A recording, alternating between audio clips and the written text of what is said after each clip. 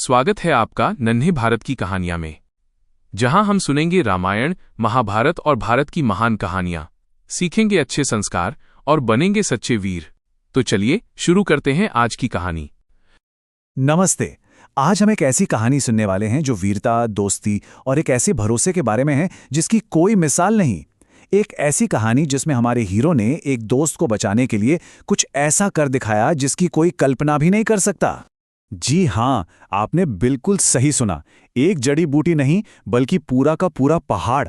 आज हम देखेंगे कि कैसे हनुमान जी ने अपने दोस्त की जान बचाने के लिए पूरा पर्वत ही उठा लिया था।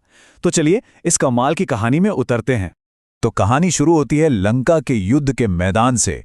माहौल बहुत ही तनाव भरा था। राम और रावण की सेनाओं के बीच एक भयंकर युद्ध चल रहा था। और तभी कहानी में एक बहुत बड़ा संकट आ जाता है।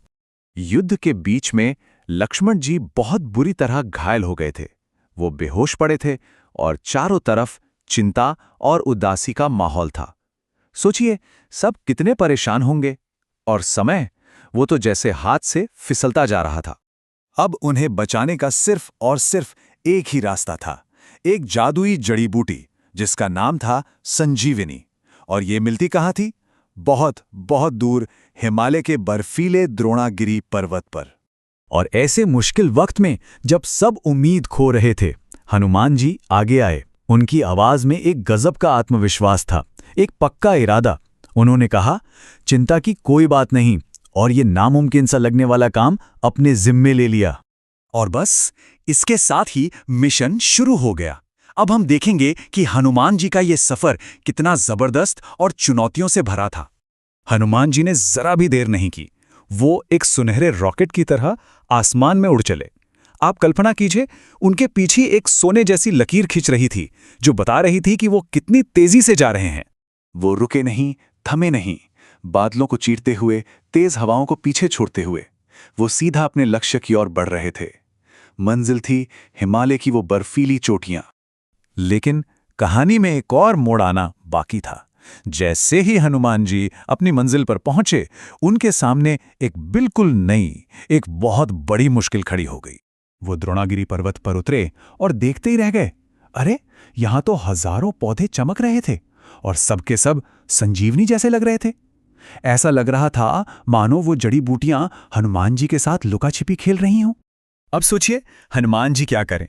उनके मन में चल रहा होगा, अरे ये तो सब एक जैसे हैं। वो एक भी पल बर्बाद नहीं कर सकते थे क्योंकि लंका में लक्ष्मण जी की सांसें अटकी हुई थीं। एक गलत चुनाव और सब खत्म। तो अब क्या किया जाए? और यहीं इसी मुश्किल घड़ी में कहानी का सबसे शानदार, सबसे हैरतअंगेज हिस्सा आता है, जब हनुमान जी ने अपनी बुद्धि और बल को मिलाकर एक ऐसा हल निकाला जो आज भी हमें सोचने पर मजबूर कर देता है। तो जब समय कम था और कंफ्यूजन बहुत ज्यादा, हनुमान जी को एक आइडिया आया। और क्या बड़ा आइडिया था, सचमुच में बड़ा। उन्होंने एक पल भी नहीं सोचा और अपना आकार बढ़ाना शुरू कर दिया। वो बड़े होते गए और बड़े, इतने बड़े कि वो एक गगनचुंबी इमारत की तरह दिखने लगे, बादलों से भी ऊपर, जैसे आसमान को ही छू लेंगे। उनके दिमाग में एक सीधी सी बात आई, अगर मैं एक जड़ी बूटी नहीं पहचान पा रहा तो कोई बात नहीं, मैं वो एक चीज ले जाऊंगा जिसके बारे में मुझे कोई शक नहीं है। और फिर उन्होंने अपनी पूरी ताकत लगाई और पूरा का पूरा द्रोणागिरी पर्वत ही जड़ से उखाड़ लिया। जी हां, पूरा पहाड़, उस पर उगी सारी जड़ी बूटियां, पेड़ों और झरनों के साथ। जरा सोचिए वो नजारा कैसा रहा होगा। हनुमान जी हवा में उड़ रहे हैं और उनके एक हाथ में पूरा का पूरा पहाड़ है, जैसे कोई बहुत बड़ा छाता लेके जा रहा हो। ये वाकई अविश्वसनीय था। तो अब कहानी पहुंचती है अपने सबसे जरूरी मोड़ पर।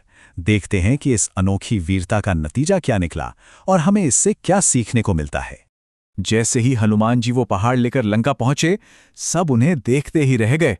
वैद्य ने फौरन संजीवनी बूटी को पहचान लिया और बस कुछ ही देर में लक्ष्मण जी ठीक होकर उठ खड़े हुए, मानो उन्हें कभी कुछ हुआ ही ना हो। मिशन कामयाब रहा। तो इस कहानी से हमें क्या सीख मिलती है? यही कि हनुमान जी ने यह साबित कर दिया कि अगर आपका दिल बड़ा हो और आपके इरादे मजबूत हों, तो फिर दुनिया की कोई भी मुश्किल, कितनी भी बड़ी क्यों ना हो, आपको रोक नहीं सकती। कुछ भी नामुमकिन नहीं है।